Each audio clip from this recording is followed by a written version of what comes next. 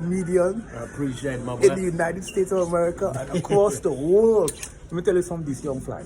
You're talented, Yes, sir. you're natural, Appreciate you're it. gifted. But in the beginning, he was terrific, and things just started to go south from there. Oh my God. It's incredible. That's so Yeah. cool. Let me look at some other things here. Let's see here. We talked about your website. You talked about you don't really do astrology though. That's not your thing. I'm not into astrology now. Is it not real? Is it?